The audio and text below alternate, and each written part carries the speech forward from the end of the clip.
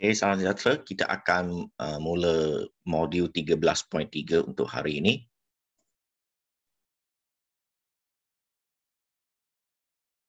Okey, ini handout yang saya bagi awak. Okey, topik ini bahan tambah makanan. Okey, bahan tambah makanan. Okey, apa itu? Bahan tambah makanan merupakan bahan apa?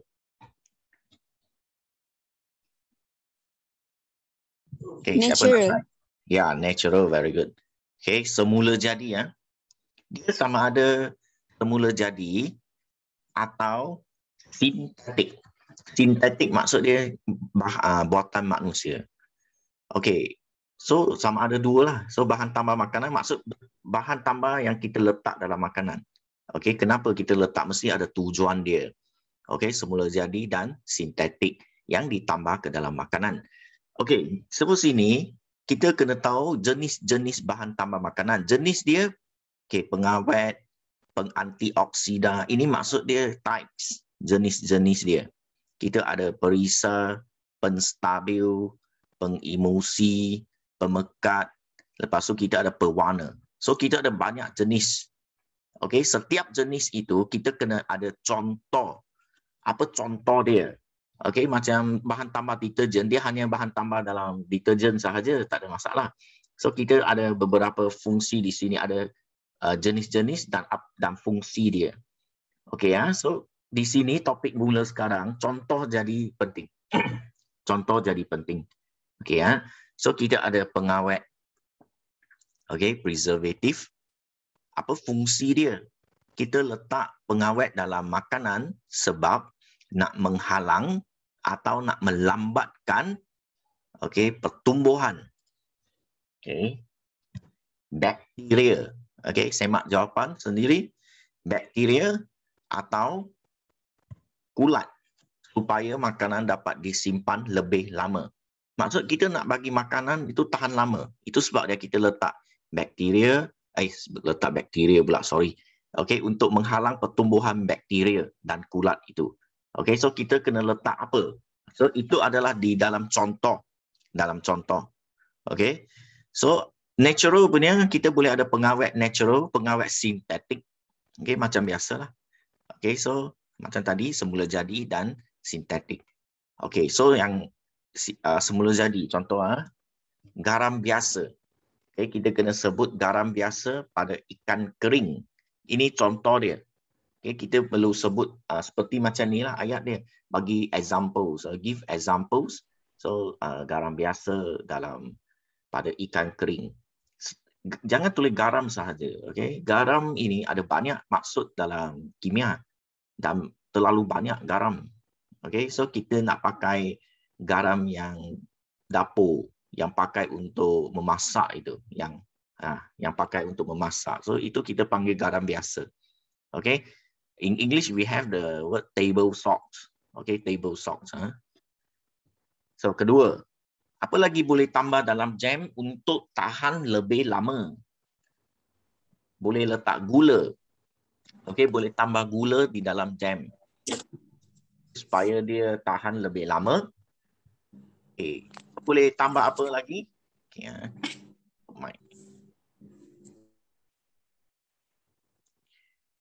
okey, dalam jeruk prickles kita boleh tambah cuka. Cuka memang banyak pakai dalam jeruk lah. Okey, supaya dia tahan lebih lama. Kalau tak dia sekejap rosak. Rosak sebab pertumbuhan bakteria atau kulat. Itu sebab dia rosak. Okey. Sos cili. Pengawet dalam sos cili. Asid benzoik. Asid benzoik di dalam sos cili. Okey, menyebabkan sos cili itu boleh tahan lama. So tambah lagi kita simpan dalam peti sejuk, suhu yang rendah, melambatkan lagi pertumbuhan bakteria atau kulat.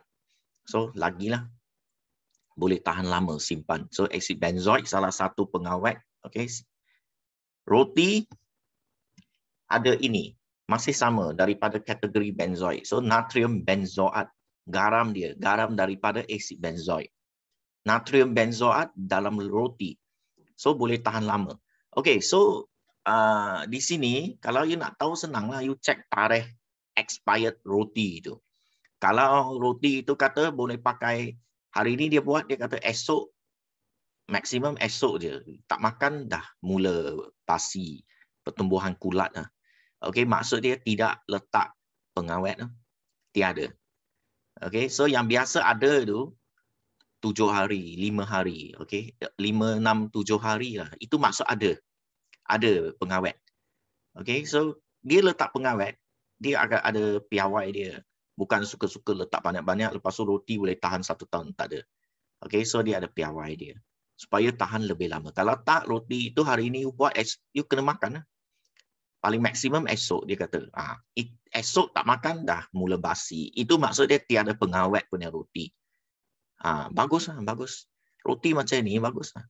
Okey, natural punya. Okey, ini bahaya ni. Sausage. Okey, kita ada natrium nitrit atau natrium nitrat di dalam sausage.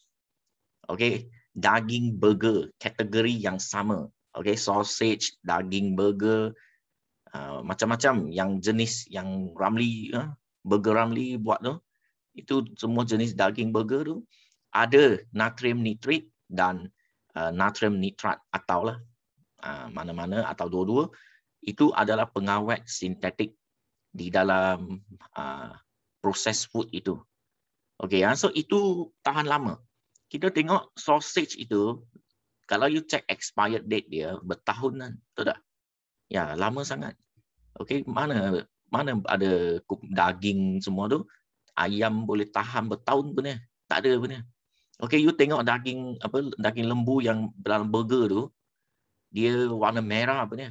Okey, mengekalkan kesegaran warna merah itu lagi. Okey, padahal lembu itu dah lama saya rasa mati dan jadikan daging burger tu. So, maksud dia apa tu? Maksud dia natrium nitrit, natrium nitrat dan pengawet jenis lain, kandungan dia banyak tinggi dalam makanan seperti berikut. Okey, so kena hati-hatilah. Kalau you tiap-tiap hari makan natrium nitrit dengan natrium nitrat ini cancer cause. Dia ada risiko untuk kanser punya. Okey, kemudian apa yang pakai dalam pembungkusan buah-buahan kering? Dia pakai sulfur dioksida. Okey, ada pakai sulfur dioksida dalam pembungkusan buah-buahan kering, dry foods. Okey, itu pun tahan lama. Itu sebab buah-buahan kering dalam paket itu tahan lama. Okey, sebab pengawet dia ada tinggi kandungan dia dan membawa kesan sebenarnya, membawa kesan. Itu sebab kita kena makan yang segar punya tanpa pengawet. Okey, so ini yang pertama, kategori yang pertama. Dalam bahan tambah makanan kita memang ada pengawet.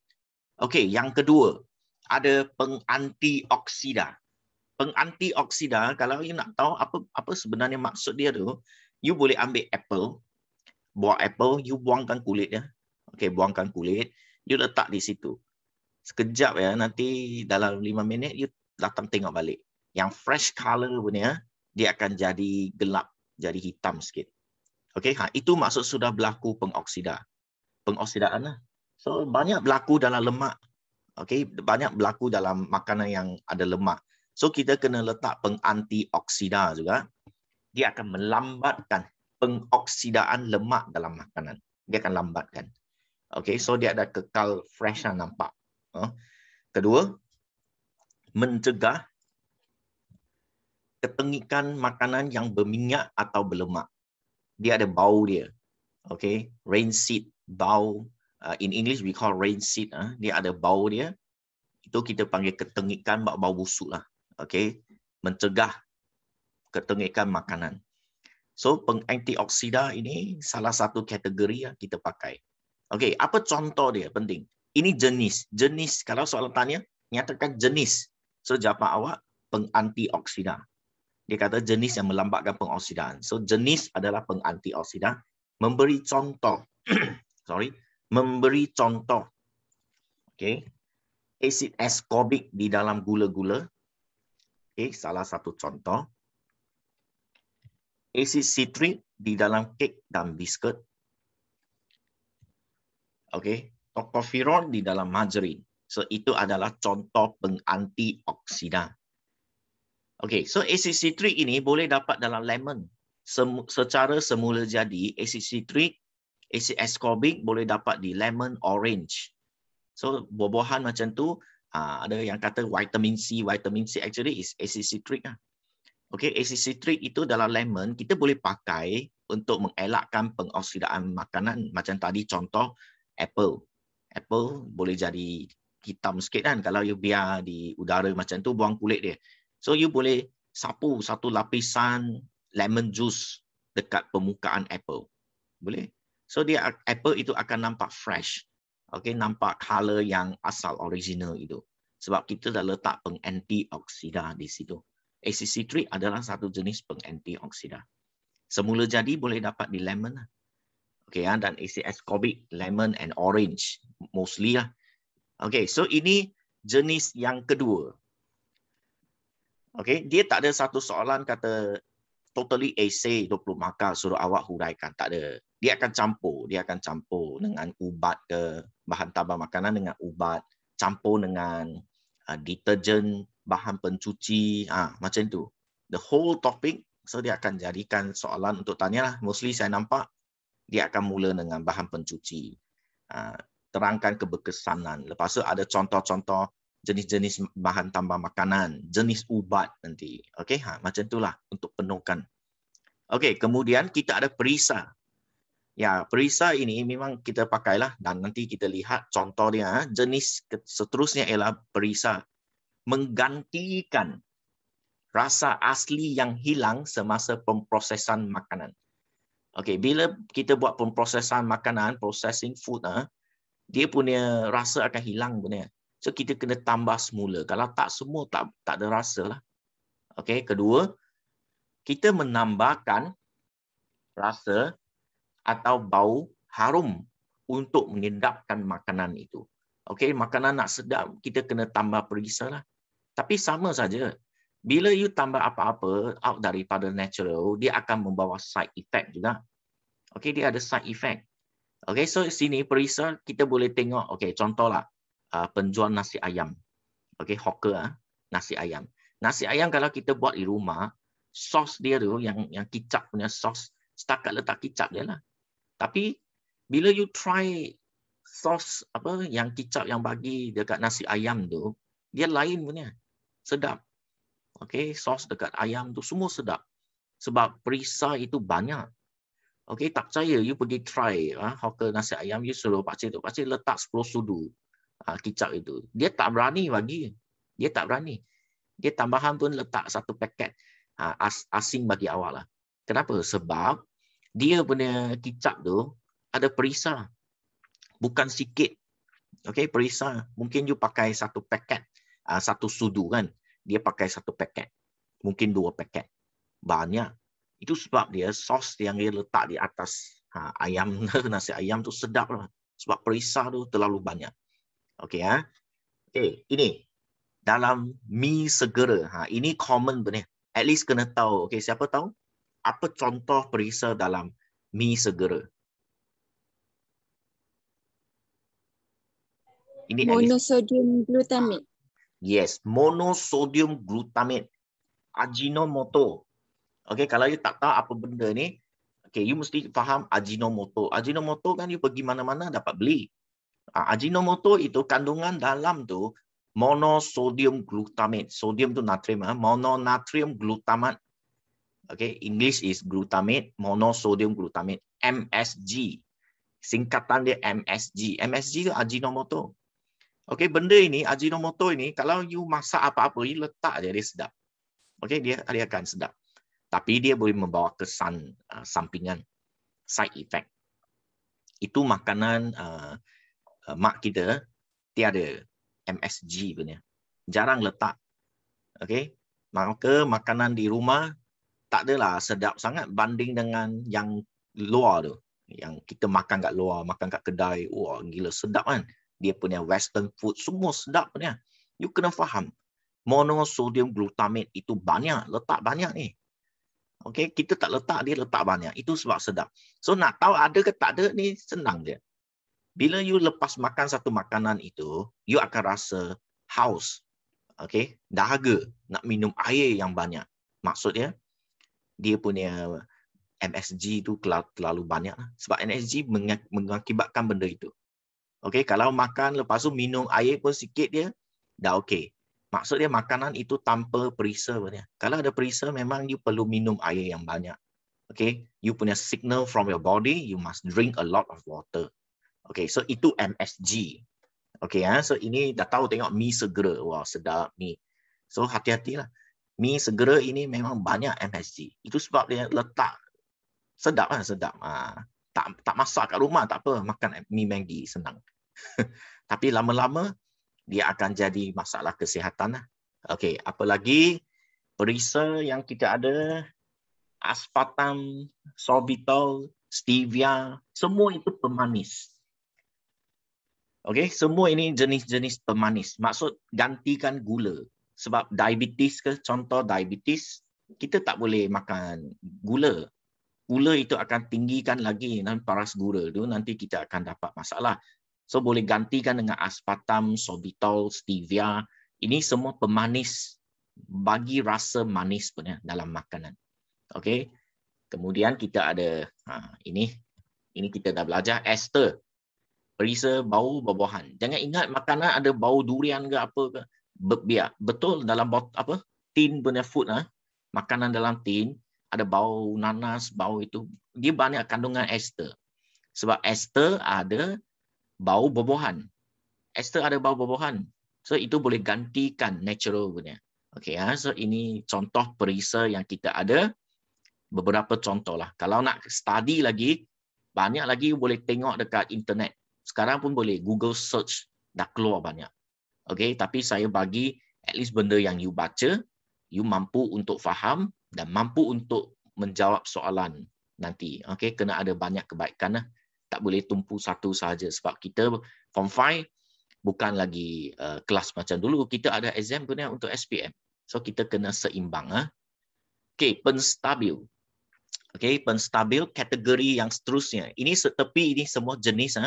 Kategori seterusnya penstabil memberikan tekstur yang seragam dan licin. Okay, perlu ada tekstur yang baik lah. Contohnya, okay, kita punya pektin untuk memekatkan jam. So tengok jam yang kita beli tu, jam kacang ke apa semua dia tekstur yang elok, seragam, licin lah, sedap. Okey, untuk sapu dekat roti kan. Okey, agar-agar boleh, agar-agar daripada lumpai untuk membuat jelly. Jelly pun tekstur dia bagus sebab dia ada penstabil. Okey, penstabil. So itu untuk kategori penstabil. Seterusnya kita ada kategori pengemosi. Okey, pengemosi dia membaukan dua cecair yang tidak bercampur. Okey, kalau kita buat sendiri macam mentega kacang semua tu kan, dia tak berapa elok lah. Okey, dia susah nak bercampur. Okey, so sini kalau you letak pengemosi, dia akan membaukan dua cecair yang tidak bercampur. Okey, so dia bagi dia bercampur dengan elok. Okey, contohnya letak apa? Ini. Monoglycerida atau diglycerida. Ada dua contoh di sini di dalam mentega kacang. So you punya peanut butter elok. Elok. Sebab dia ada pengemosi, dia ada penstabil. Okay, so satu jenis makanan tu dalam tin bukan setakat satu bahan tambah makanan. Banyak. Ada penstabil, pengemosi, ada pengawet. Semua ada. Okay, kecuali yang kita buat sendiri. Kalau kita buat sendiri yang mentega kacang tu, okay, itu pure punya. Tapi tak adalah sedap macam luar. Mestilah sebab perisa tak letak.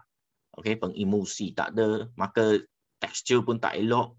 Lepas tu cecair-cecair kacang dengan air tu campur pun tak elok. Okay, semua tak elok. Tapi itu sihat lah. Makanan sihat tanpa bahan tambah makanan yang mungkin membawa side effect kepada kita. Okay, monoglycerida atau diglycerida di dalam mentega kacang. Kemudian kita ada ini, lecithin di dalam coklat. Itu sebab dia coklat yang kita beli kat luar tu memang sedap lah. Ada pemanis lagi, ada penstabil, ada pengemosi semua. Okay, siap ada pengawet. So jadi lama coklat itu boleh tahan, simpan dan sedap. Okey, ini antara pengemusi yang pakai lecithin dalam coklat. Okey, kemudian kita ada pemekat. Pemekat fungsi dia untuk memekatkan cecair lah. Selalu buat sup, itu natural punya. Buat sup kita letak tepung jagung, itu natural punya. Nak memekatkan sup, boleh. So itu pemekat. Okey, tapi yang sini yang kita mention itu kebanyakan makanan dalam tin lah. Okey, contoh yang kita ada, dia pakai bukan tepung jagung dia. Tepung jagung tu kurang juga untuk memekatkan. Okey, tapi boleh. Kat rumah masak memang pakai tepung jagung lah. Okey, kanji. Okey, gelatin, gam akasia, gam zantan. Okey, itu semua jenis yang pakai untuk memekatkan sup atau sos dalam makanan tin lah. So sos kita memang pekat punya. So ada tambah pemekat. So tengok satu botol sos tu sudah ada banyak, ada penstabil, pengemusi, pemekat, sudah banyak bahan tambah makanan. Bukan setakat tambah satu jenis sahaja. Siap ada pengawet lagi, macam itulah. Pengantioksidan. So hasil dia menjadi satu botol sos cili, Thai sos cili contohnya. Sedapnya. Okey, perisa lagi. Okey, so kita kena faham lah. Benda ini memang ada di kehidupan kita. Okey, so ini contoh pemekat yang pakai. Nanti boleh lengkapkan ini nota cukup untuk you baca lah, baca dan sudah ada idea, at least boleh terangkan contoh-contoh dia. Okey, yang terakhir sekali, bahan tambah makanan yang terakhir, pewarna.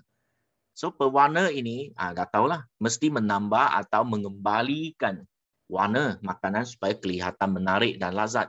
Sebab bila kita masak, warna itu akan hilang sebenarnya. Okey. Nak warna hitam senanglah, letak kicap pekat tu, semua hitam, warna hitam. So kalau semua makanan keluar di meja awak semua hitam tu, tak adalah seronok kan. Tak ada selera pun, nak makan semua hitam gelap macam minyak hitam. Siapa nak makan? Itu sebab dia kita perlu ada pewarna juga. Okey, contoh kita punya minuman tin, semua ada warna elok-elok, hijau, kikapo, apa benda semua tu. Itu menarik perhatian untuk kanak-kanak untuk beli. Bukan kanak-kanak je. Kita pun minum kan. So, apa contoh dia? Bila nampak perkataan azo, sebatian azo, ini pewarna. So, tak payah pergi hafal lah apa warna dia bagi ke, tak payah. Yang penting sebatian azo, you kena ingat sebatian azo pewarna.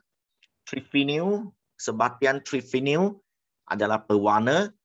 Lepas tu satu lagi, caramel. Caramel juga adalah satu pewarna juga. Tak payah tahulah memberi warna apa. Yang penting you tahu itu adalah pewarna yang guna dalam makanan. So, di sini you tengok gula-gula. Gula-gula macam Candy Crush. Ada warna utama, ada satu kedai. Memang gula-gula berwarna lah. Shining warna dia. Wah, sedap tengok kan. Itu warna untuk gula-gula, untuk menarik perhatian. Kalau kita nak guna pewarna semula jadi, boleh bagi contoh tak? Pewarna semula jadi nak guna apa? Siapa tahu? Idea. Contoh nak bagi warna hijau. Kalau natural, kita boleh pakai apa? Biru. Matcha. Matcha tu apa? Kejap. Ya, very good. Daun pandan. Ya. Daun pandan. Daun pandan biasanya kita pakai, kita blend lepas tu hijau kan. Itu warna hijau kita pakai. Daun pandan. Kalau nak warna purple, kita boleh pakai tu. Purple cabbage. Kobis yang warna purple tu, boleh. Itu sudah bagi warna ungu kan. Itu semua pewarna semula jadi. Tapi beza dia di sini, kalau you pakai pewarna semula jadi, dia akan cepat luntur warna dia. Contoh hari ini you buat hijau, esok dah jadi hijau muda. Lepas tu kemudian dah hilang warna dia. Itu kalau natural. Kalau kita lihat warna dalam makanan tin semua tu, dalam minuman tin, dia tak hilang benar. Maka itu bukan natural. dia mesti pakai yang sintetik macam seperti azo, triphenyl, itu semua bahan berwarna yang dia pakai. Okey ya.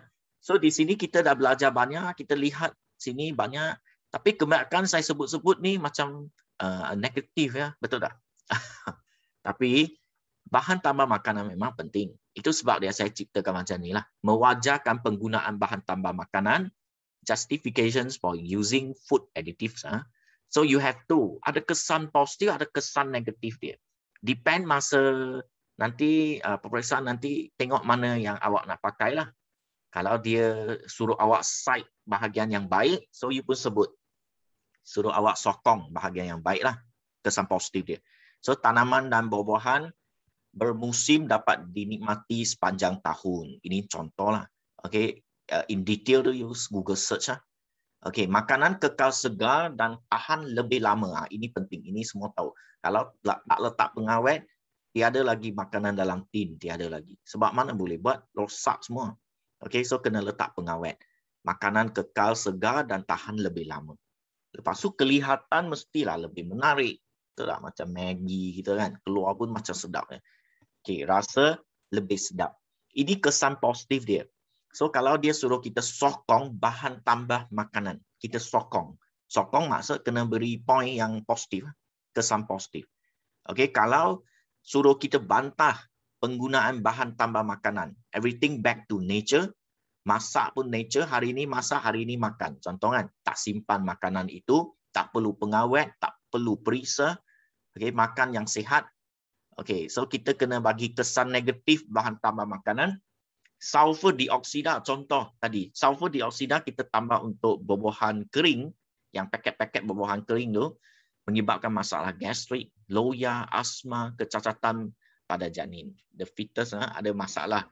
So, pregnant woman tak bolehlah makan buah-buahan kering. Okay, ada sulfur dioxide tu ada bahaya. Okay, apa lagi? Ini natrium nitrit boleh menyebabkan kanser perut, stomach cancer. So you nak test setiap hari you makan satu daging burger, contoh kan. Sebiji setiap hari satu daging burger. So catat bila boleh mula kena kanser. Boleh buat research lah. Tahu bahaya sebab natrium nitrit itu boleh menyebabkan kanser perut. Okey, apa lagi? Aspartam boleh meningkatkan risiko kanser, masalah neurologi dan leukemia. Leukemia tu kanser darah. Okey. So aspartam ni walaupun boleh guna untuk orang diabetes sebab dia pemanis tapi tak ada kandungan gula dia. Okey, tapi bahaya juga. Tengok boleh meningkatkan risiko kanser semua tu. Masalah saraf, neurologi tu masalah saraf dan leukemia tu kanser darah. Okey. So sangat bahaya. Kemudian kita ada satu lagi contoh saya bagi. MSG, monosodium glutamate, perisa yang tadi tu, Ajinomoto tu boleh menyebabkan sakit kepala dan loya. Okey. So boleh pening kepala. Ada orang allergic MSG so dia tak boleh makan. Makannya pening, sakit kepala. Walaupun sedap macam mana makanan tu, orang lain makan sedap, dia akan bagi dia ada efek lah. Okey, so allergic kepada makanan, kepada ubat itu susah nak detect oleh seorang doktor punya. Dia hanya boleh detect oleh kita. Okey, awak sendirilah. Kalau you lepas makan apa, ada side effect yang teruk. Contoh you makan MSG, Ajinomoto tu you ada dapat lelah, okey, lepas tu sakit kepala. Maksudnya you allergic to itu. Tak boleh makan lah. You kena ingat, kena catat, takut lupa. Kalau ada serius sampai tak boleh nafas pun sesak nafas semua, lagi you kena ingat, kena bagi tahu kawan-kawan awak supaya elak daripada makanan tertentu lah. Okey, ada orang tak boleh makan nanas, contoh kan. Ada allergic tu, nanas pun ada sebab bengkak mulut dia, bengkak sini lepas tu naik bintik-bintik merah. Itu semua allergic to food. Allergic to food bukan seluruh makanan itu. Setengah bahagian bahan kimia yang di dalam. Selalunya macam itu. Okey, so ini yang ada untuk topik ini. Dan banyak lagi awak boleh lihat di internet. Banyak lagi. Okey. Dan slide ini, handout ini pun cukup. Okey, cukup untuk awak hadapi peperiksaan dan tambah knowledge. Okay, at least adalah. Okey, dan lebih tu you boleh baca di Google.